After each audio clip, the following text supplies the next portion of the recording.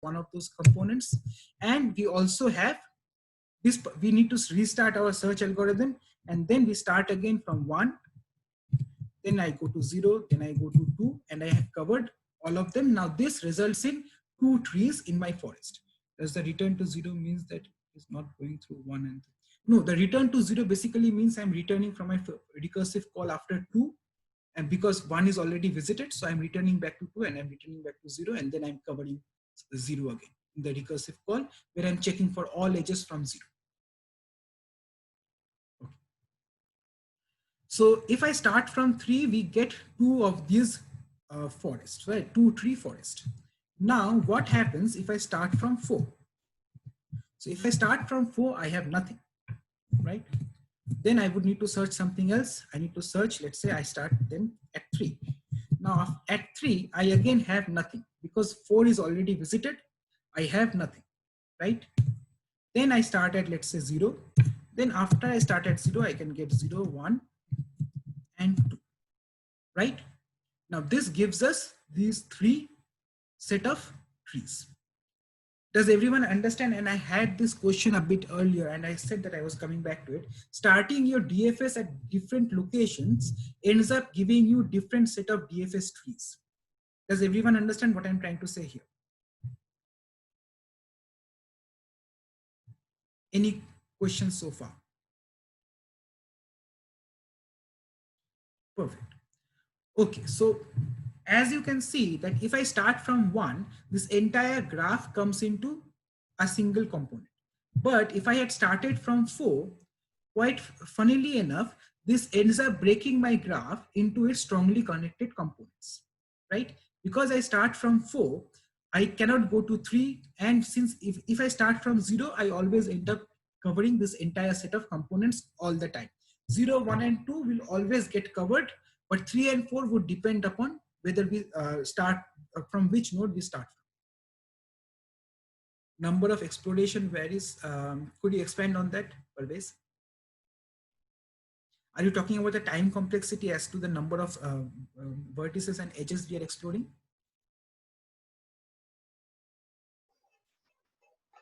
No, just I guess like the number of new explorations I have to do. Yes, yes. Well, I understand what you're trying to say. Remember that these are not new explorations, right? These are essentially exploration. We are still doing that because we are covering every vertex in our graph anyway, right? But the thing is, it now breaks our graph down into smaller trees. Although this is a completely connected graph, if we start at different nodes, we get different connected trees. And then we have, so one explore does not cover the entirety of the graph. Think of it like that. In this scenario, I have to call explore 3 times. In this, basically in this scenario, for all of the vertices. So basically I need to call explore 3 times. Here I call explore twice. And in this scenario, I just call explore once. Yeah, that's what I meant actually. Okay. Oh, the number of exploration. Yes. You're correct. Okay. So now we can see that if we start from 4, we end up getting all the strongly connected components. Now the point is to get to 4.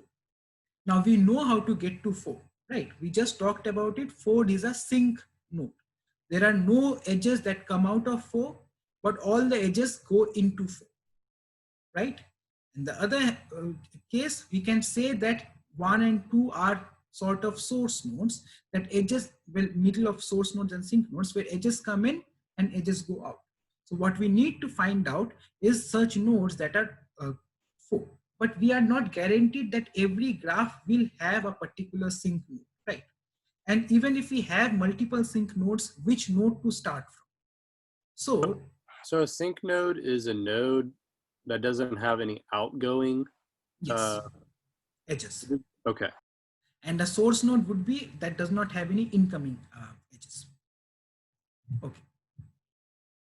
So let's go back to this particular example. Now tell me, if I have this graph, and I'm not going to draw it again, but I want you guys to imagine, let's say that I reverse all of the arcs. So instead of there being an arc from 3 to 4, there is now an arc from 4 to 3, from 3 to 0, from 0 to 1, and from 1 to 2, and from 2 to 0, right? Imagine this particular arc, right? Now, in that scenario, if I started off from 4, I would have covered everything, right? Because now 4, 3 is, all of them are connected. But one thing that we need to note is in a cyclic graph, if we alter or if we reverse the arc edges, it still is a cyclic graph, right? Does everyone agree that if I reverse all of those arcs here, it is still a cyclic graph, because again the path is just reversed and it goes the other way around. But if I reverse the path, not all normal acyclic paths can end up having broken down structures, but a cyclic structure will always stay there, right? So that is the basic idea behind this particular algorithm. So what it does is it uses DFS twice. It applies DFS on the main graph and it applies DFS on the reversed or reversed arc graph, and we are going to call that graph as a transpose of that graph, right? So it basically applies DFS on both of those graphs and creates a topological order for that graph. Now, that was the first one, right? The first problem that we talked about. How do we know how to find a particular node as a sink? Because we need those sink values. Okay.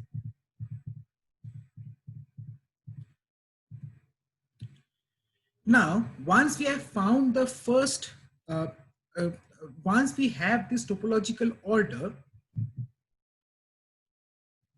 we know that, and let's come back to the topological order example for shirts and that thing.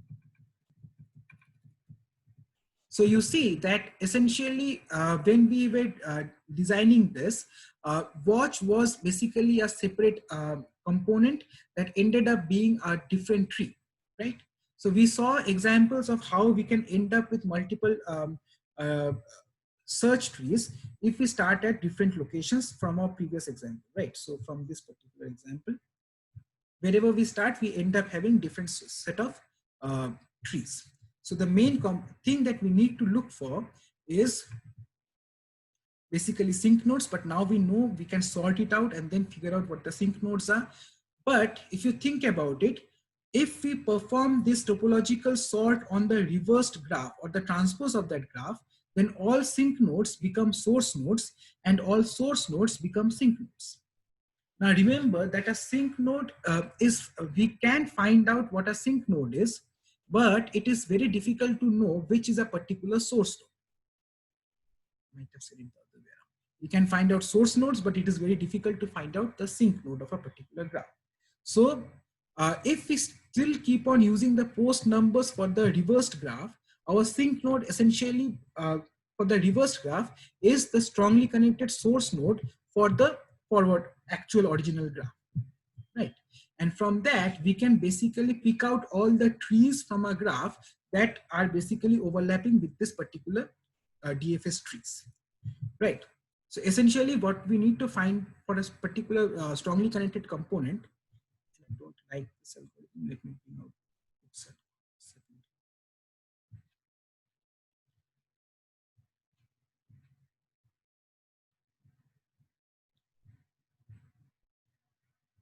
Just okay.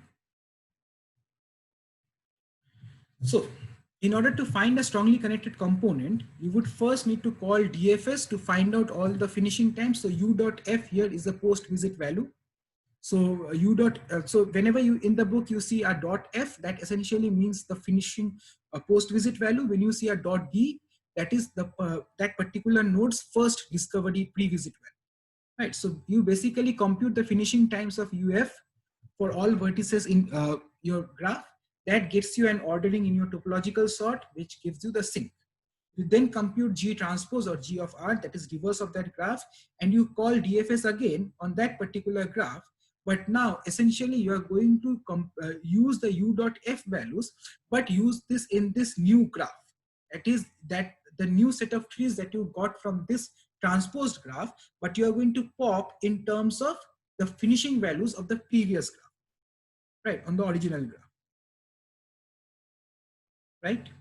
Now, once you're done, all of those trees, once you pop them out, all of those components that are connected would come out as your strongly connected components, because you're popping out in terms of the sink from the you're popping out from the sink of the strongly connected component, sorry, for the original graph, but you're actually figuring out all of those reversed vertices, reversed arcs, and you're getting all of those strongly connected components of your DFS from the transpose of that graph. So we figured out the DFS, and then we're combining those two to figure out the strongly connected components for both of those for that particular graph. Okay. Now, as we saw that for this particular notation, we first have, so this particular algorithm, we first need to transpose that particular graph. That is still Vigo n time, but not even Vigo, you can do it in Vigo 1 time, right? Just changing the indices. And then you can also compute DFS on a particular graph in V plus E, but you have to do it twice. So you had V plus E plus V plus E, again ends up being V plus E. So 2V plus 2E is V plus E. And essentially, you would end up getting a set of strongly connected components for that particular graph, where the strongly connected components are your cyclic subgraphs of your graph, because once you reverse that particular set of edges, those cycles still remain. But once you reverse, any of those connections that do not remain anymore are going to basically wither away and just end up with, and you would basically end up having cyclic components only in your DFS.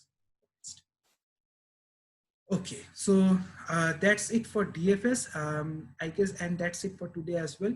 Now, any questions about strongly connected components or directed graphs or DAG or everything we have covered so far?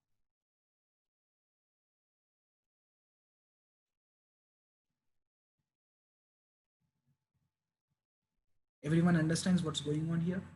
No questions whatsoever? I'm still a little confused. What benefit do you have of rerunning DFS on GR? Because we need the set of trees of DFS for GR as well.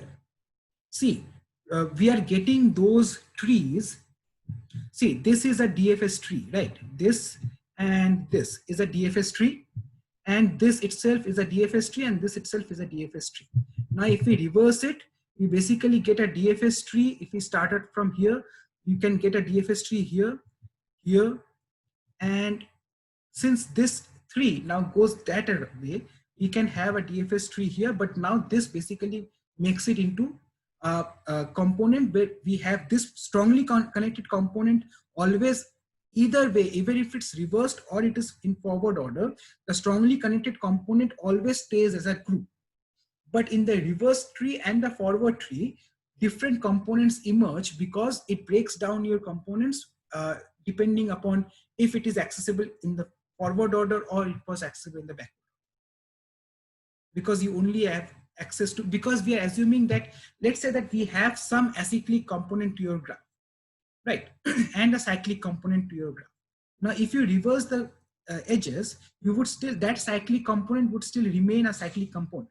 But, and that acyclic component may initially be broken down into other smaller components, but if you reverse those